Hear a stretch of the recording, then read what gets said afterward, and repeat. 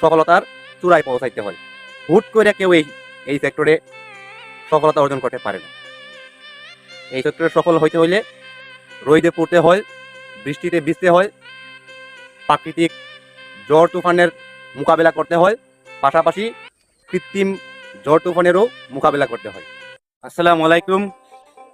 একজন খামারি হওয়া কিংবা একজন চাষি হওয়া আমরা যতটা সহজ মনে করি, বাস্তবে কিন্তু ঠিক ততটাই কঠিন। একজন সরকারি চাকরিজীবী ঈদের সময় কিন্তু স্পেশাল ছুটি পেয়ে থাকেন। একজন বেসরকারি চাকরিজীবীও কিন্তু ঈদের সময় স্পেশাল ছুটি পেয়ে থাকেন। একজন দিনমজুরি যিনি দিন আনেন দিন খান, উনিও কিন্তু চাইলে ঈদের দিন অবসরে থাকতে পারেন। একজন ব্যবসায়ী, উনি তো নিঃসন্দেহে একজন স্বাধীন চেতা মানুষ, উনিও কিন্তু ঈদের সময় চাইলে লম্বা অবসর সময় কাটাইতে পারেন।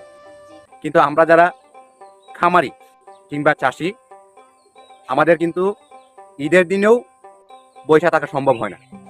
প্রতিদিনের মতো ঠিক স্বাভাবিকভাবে ঈদের দিনেও আমাদের কাজকাম চালাই যাইতে হয়।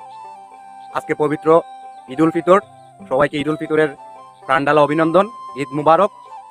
আলহামদুলিল্লাহ, ফজরের নামাজ আদায় করে এখন সকাল বাজে প্রায় 6টার মতো। এখন আসছি আমার ঘাসের জমিতে গরুর জন্য ঘাস কাটবো, পাশাপাশি পুকুরে মাছের জন্যও কিছু ঘাস পুকুরে দিব।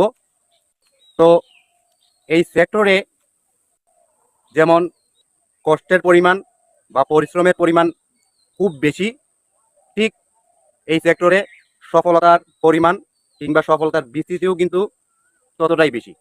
একটা প্রবাদ আছে না, ছোটো ছোটো বালুকণা বিন্দু বিন্দু জল গড়ে তুলে মহাদেশ সাগরতল। আবার আমাদের আঞ্চলিক ভাষায় একটা প্রবাদ আছে, কণা মেঘে বাইশা হয়ে গেছে।